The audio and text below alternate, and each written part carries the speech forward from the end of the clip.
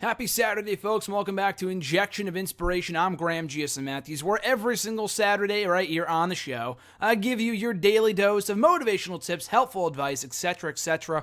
If you haven't already, check out the past 11 installments of the show dating back to November, December, whatever. For the past number of shows, I've been going a bit deep into some serious topics, so I wanted to take a step back from that here today. And I've been teasing this, I've been holding this off for a while now, so I figured I'd talk about it on today's episode. And a lot of the stuff I talk about here on the show on Injection of Inspiration have to do with personal experience. I talk from personal experience, and you will never truly live life if you don't go out in the world and experience things. That's how we come to know about everything that we know about everyone, about everything in the world comes from personal experience. You can only learn so much. I mean, it's great to read, it's great to write, it's great to learn, but you will not truly learn everything there is to know about life and the world itself without going out there and experiencing things, for the better or for worse. You go out there and not everything's going to be peachy. You're going to have some bad experiences. You're going to have some good experiences. But all experiences, like, how they all, how people say, all bad press, how all press is bad press, or I think it's the other way around. I'm fucking up here all around here. I got to get focused here. I got to get focused. But how all press is good press. Well, in my opinion, all experiences are good experiences. Good experiences are going to be good experiences. You can go out in the world and have a great day, meet some awesome people, do some really cool shit.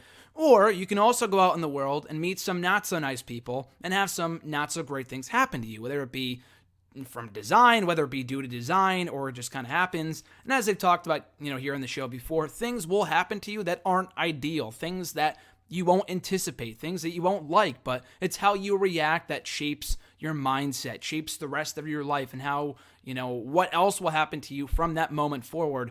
You control how you react. That's an entirely different video that I've talked about here before. But anyway, those experiences, though, even the bad ones, are good, in my opinion. I mean, it may suck in the moment, but you look back on that shit like, like, I don't think anyone else can say that they did that, or at least this, and that.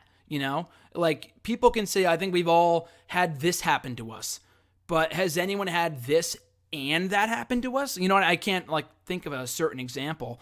But, the older you are, I mean, it doesn't matter.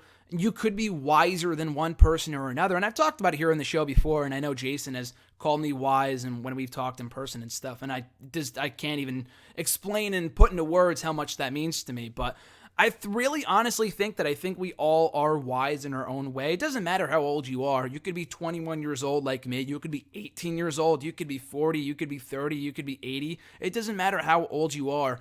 Your experiences are unique to you. And I think in terms of wisdom, we all know deep down what's right and what's wrong, or at least in our own mind. For some people, it just takes longer to figure that kind of shit out. But anyway, the reason I bring this all up is because one story I wanted to share specifically that I was trying to think that after it happened about a month and a half ago, and Jason knows where I'm going with this. I know he's listening.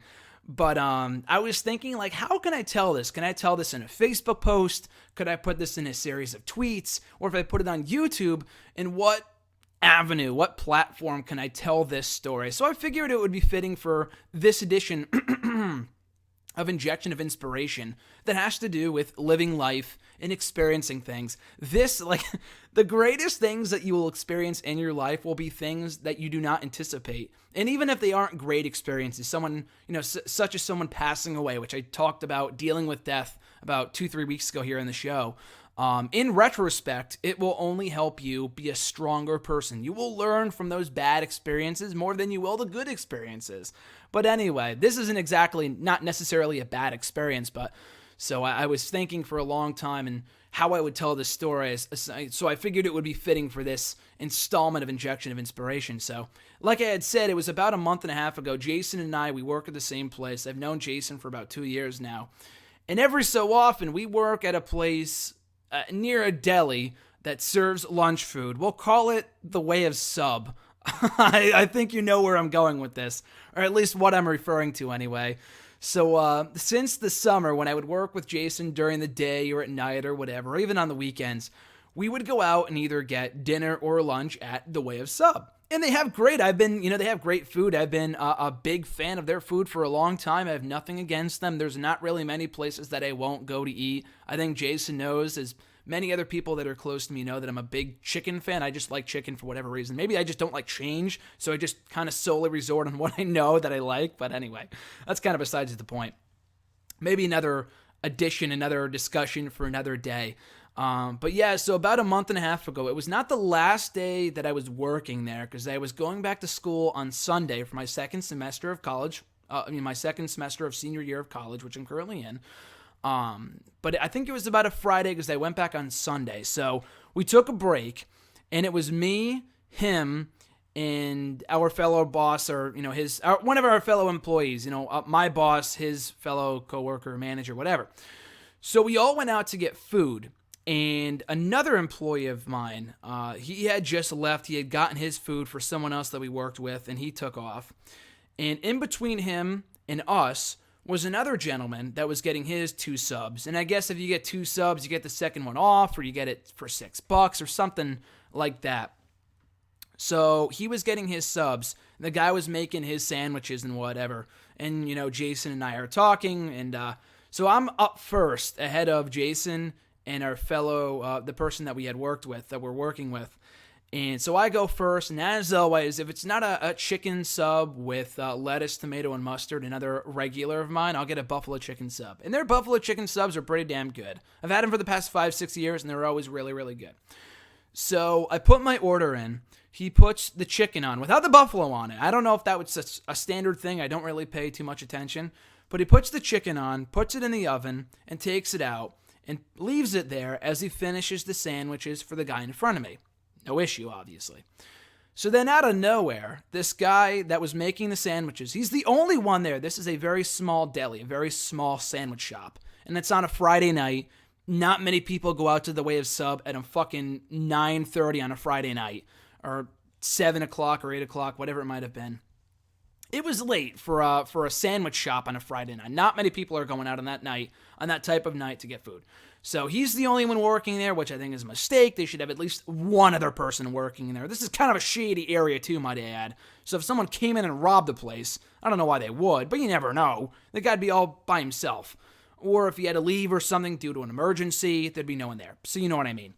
So anyway, in the midst of making that guy's sandwich, mine is like half done. He turns his back to us and kneels over in front of the garbage can. There's one right in front of the cash register, and he just starts puking. For a second, throwing up. So for a second, I thought he was spitting.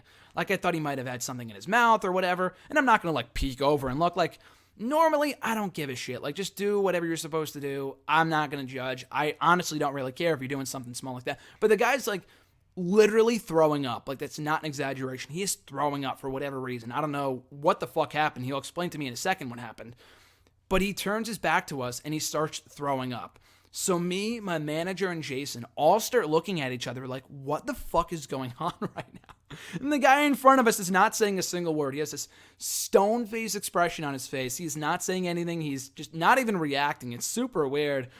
So then the guy pokes his head up, and it's very apparent, after 30 seconds to a minute, that the guy's throwing up. Like I said, I thought he was spitting for a second, maybe it's gum or whatever, but he was kneeling over for a solid 30 seconds, and it's pretty obvious based off the sounds that he's making. You don't have to see what he's doing to know what he's doing, and he's throwing up. So after 30 seconds to a minute, he peeks his head up, and he goes, we gotta close. And again, this is so ridiculous. In retrospect, it's hilarious to me. But at the time, I'm like, what the fuck is going on right now? So the guy puked because he got sick. I don't know if he was sick previously. He looked fine. That's the thing. It didn't look like he was about to throw up. It didn't look like he was sick. It didn't look like he had a cold or whatever. He literally just upchucked for no reason. At least it was in the garbage can. If it was on someone's sandwich, I might have thrown up myself. But the weird thing about this, what makes this such an amazing experience, such a hilarious experience for Jason and I that we will never live down, that Jason will never let me live down, was that he's like, yo, we got to close. I don't want to finish your sandwich because I'm sick. I mean, he has the gloves on making her sandwiches, but obviously I don't want him to finish because the guy just fucking puked. And he's got puke in his mouth, super gross. So anyway, if you're eating, by the way, I probably should have said this at the start. Don't listen to this right now. Check it out later. Obviously, that goes without saying by this point in the story. I apologize if I didn't make that clear at the get-go. So anyway, so that wasn't even the weirdest part. when he said, okay, I figured, okay, that's fine, we'll leave, whatever. But he's like, yo, if you want to come over and finish your sandwich, you could do that. I'm like, sure, I guess. I'm like, you just want me to walk back there? He's like, yeah, open the door. And he opens the door for me. So I go to the back of the fucking, the counter to finish my own sandwich. The buffalo sauce is not on. I don't finish it. I forgot to put on the gloves first of all. And I put on gloves at the behest of Jason and my fellow manager, which was pretty funny. I've never worked at Subway, so I don't know how they do these things. I was pretty startled. I was pretty traumatized at this moment, so I was not thinking clearly. So anyway, I don't even finish my sandwich. I just take the fucking chicken and put it in the bag without even wrapping it up. So the sandwich is falling apart in the bag. And then he also wants me to wrap up these 2 sandwiches of this guy whose sandwiches he was doing. And the guy still wants the sandwiches. And he tells us that if you finish the sandwich, you could take him for free. And I'm like, okay, I'm not going to turn down a free sandwich. I mean, I'm not going to turn down a free $10 sandwich. So I'm like, okay. So I wrap up the sandwiches for this guy. I feel like an honorary member of the Way of... I almost said it there for a second. Of the Way of Sub family. And I give the guy his sandwiches. He walks off because, like he said, like the employee had said, we're getting them for free. So the guy leaves. I get my sandwich. We're on our way out of there. Jason and my manager, they don't get food, obviously. The guy just fucking upchucked, and he said they had to close. But on my way out, I'm like, you know what? I might as well just complete the deal. I didn't pay for the sandwich. I might as well just pay for a bag of chips. Lay's, salt and vinegar, can't beat it. So I get the chips, and I'm like, yeah, here. And he's like, $2 or whatever, $1.50. I'm like, here's $2. And he's like, you want your change? I'm like, no, keep the change. I don't want to be anywhere near you after what I just said. I didn't say that, obviously. I'm not a dick. But the guy was super nice. But I just felt super, super bad, too. So I take my sandwich, I ate it later on, and I got super nervous later on, too, right before I went to bed, because I had told my family what happened when I got home that night. And my mom made me super nervous, super fucking nervous that I was going to get sick myself. She's like, because she's a nurse, too, so she would know. She's like, oh, you know, if you touch your sandwich and you touch it after that and you ate it, you're probably going to get sick. It's very likely you're going to get sick tomorrow. You're going to wake up in the middle of the night. And that was so fucking... I probably almost got myself sick. Because if you think you're sick in your mind or you feel like you're shit mentally, then you're going to be shit physically. You're going to feel shitty physically, too.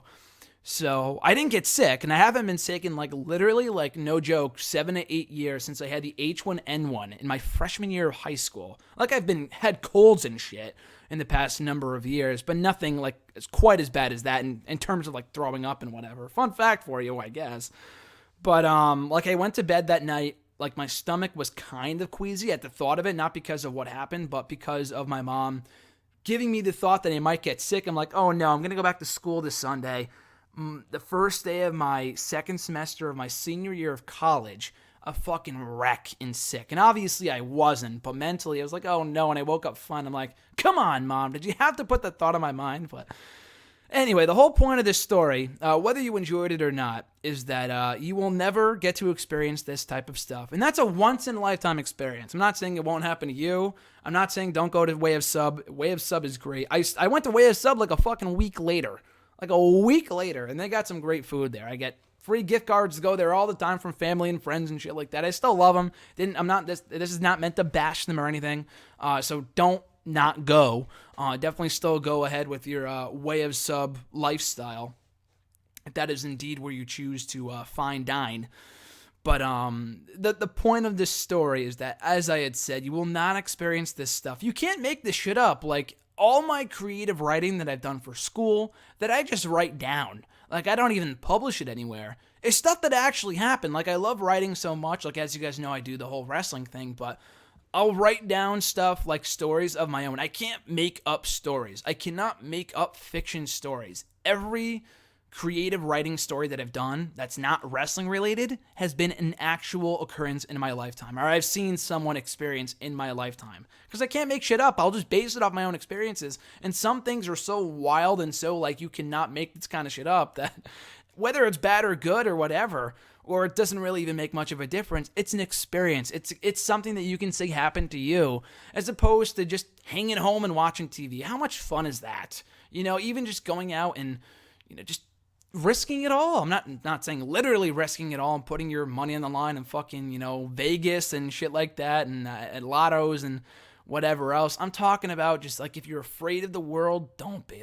Even if bad stuff is going to happen to you, I'm not saying in the fear of getting mugged or something, that's obviously a terrible experience, but I'm talking about just in terms of the people that you will meet in your lifetime will happen when you least expect it. I've run into people in the past I never expected to see. Literally just today as I recorded this, I was at class. Or I guess this is going up on Saturday, so maybe yesterday, whatever. I'm recording this on a Thursday.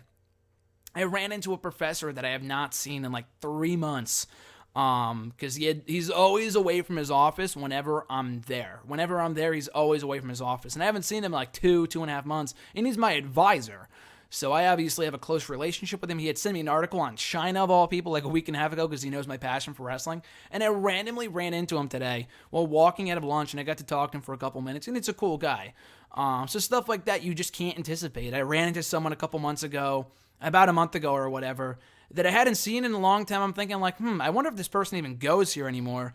And I just ran into him on just a random occurrence, and it was like super, it like made it that much cooler because I wasn't expecting it. Especially when it's someone that you like, genuinely like, and that you care for, that you consider a friend, and you run into those type of people at the most random times. That's what makes it that much cooler. Like I've always said, like I'm a huge, even when it comes to wrestling, I'm a huge mark.